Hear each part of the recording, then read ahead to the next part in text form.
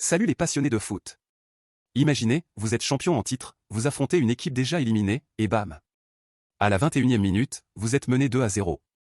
Et pendant quelques secondes, vous êtes même troisième de votre groupe. C'est exactement ce qui est arrivé à la Côte d'Ivoire contre le Gabon lors de cette dernière journée de poule. Mais les éléphants, fidèles à leur réputation de miraculés, ont signé l'un des comebacks les plus fous de l'histoire récente de la compétition. 3-2 dans le temps additionnel, première place volée au Cameroun sur le fil, et un stade de Marrakech en fusion.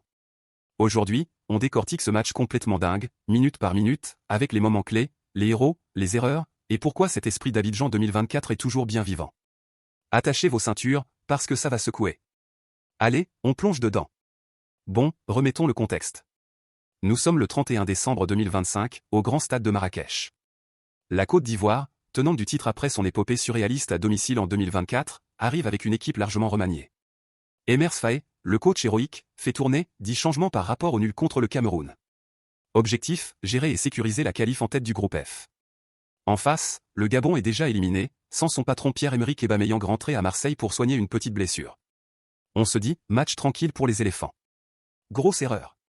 Les Panthères, guidés par leur capitaine Mario Lemina, jouent libérés, pour l'honneur, et elles vont croquer sévère dès le début. Dès la 11e minute, première alerte. Une frappe pas si dangereuse de l'extérieur, Alban Lafont, le gardien ivoirien, repousse mal devant lui. Et Gaylor Kanga surgit comme un renard pour pousser au fond. 1-0 pour le Gabon. Les supporters ivoiriens dans les travées n'en croient pas leurs yeux. Et ça ne s'arrête pas là. À la 21e, sur le côté droit, André Poko met le turbo, bouscule Christopher au prix à l'épaule un peu limite, mais l'arbitre laisse jouer et centre parfaitement. Au second poteau, Denis Bouanga, l'attaquant de la Galaxie, ajuste la fond d'une frappe croisée. 2-0. À ce moment-là, avec l'ouverture du score du Mozambique contre le Cameroun dans l'autre match, la Côte d'Ivoire glisse même à la 3e place du groupe pendant quelques instants. Imaginez la panique sur le banc d'Emers Faé. On pense déjà à un 8e contre un gros comme le Nigeria. Mais les champions ne lâchent rien. Juste avant la mi-temps, au meilleur moment, Wilfried Zaha perce sur la gauche et sert Jean-Philippe Crasso qui réduit l'écart d'une frappe clinique. 2-1 à la pause. Les éléphants sont de retour dans le match, et le stade commence à pousser. Deuxième période, le Gabon a des occasions en or pour tuer le suspense. À la 56e, Clanche Loufilou, seul au second poteau, galvaude d'une balle de 3 à 1 incroyable. Il manque le cadre. Et là, on sent que le destin bascule. Emers Faé sort l'artillerie lourde, entrée d'Evan Guessant, Amad Diallo, Guéladoué, Yann Diomande, et le jeune Bazoumana Touré. Les remplaçants vont tout changer. La Côte d'Ivoire domine, presse haut, et à la 84e minute, sur un corner, Evan Guessant s'élève plus haut que tout le monde et claque une tête puissante pour égaliser. 2-2. Le stade explose, les supporters ivoiriens font la hola. Mais ce n'est pas fini. Dans le temps additionnel, 5 minutes annoncées, Christopher Opry, plus à l'aise en attaque qu'en défense ce soir-là, centre parfaitement depuis la gauche. Et qui surgit? Bazoumana Touré, 19 ans, entré en jeu, qui place une tête imparable au premier poteau.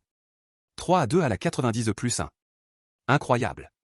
Tout le banc ivoirien envahit la pelouse, les joueurs font un tour d'honneur sur coup de marteau diffusé par le DJ, et le jeune Christ Institut National des Appellations d'origine Oulaï, révélation du milieu à seulement 19 ans, passé par Bastia et maintenant à Trabzonspor, reçoit le trophée d'homme du match. Retenez bien son nom, ce gamin a un avenir énorme. Grâce à cette victoire, et malgré le succès du Cameroun 2-1 contre le Mozambique avec un CSC et un missile de la pépite Christian Kofan, la Côte d'Ivoire termine première du groupe F à la meilleure attaque. Ils évitent le tableau de la mort et affronteront le Burkina Faso en 8e à Marrakech, leur camp de base. Ce match résume tout l'esprit des éléphants version Emers Faé, résilience, banc surpuissant, et cette capacité à renverser des situations impossibles, comme en 2024. Lafont et Opry ont eu des moments compliqués en défense, mais offensivement, les entrants ont été décisifs. Le Gabon, avec Lemina et Bouanga en leader, peut sortir la tête haute, ils ont fait douter les champions jusqu'au bout. Du côté camerounais, à Agadir, les Lions ont fait le job en renversant le Mozambique grâce à un CSC sous pression de Mbeumo et un but somptueux de Kofan. Mais ils terminent deuxième et croiseront l'Afrique du Sud. Voilà, les amis, la Coupe d'Afrique 2025 nous offre déjà des émotions folles. La Côte d'Ivoire prouve qu'elle a toujours cette magie, cet esprit d'Abidjan qui fait peur à tout le continent. Est-ce qu'ils vont conserver leur titre? Dites-moi en commentaire ce que vous en pensez. Qui sera le héros des 8e? Et si ce comeback vous a fait vibrer, abonnez-vous pour ne rien rater des analyses de cette Coupe d'Afrique, et activez la cloche. On se retrouve très bientôt.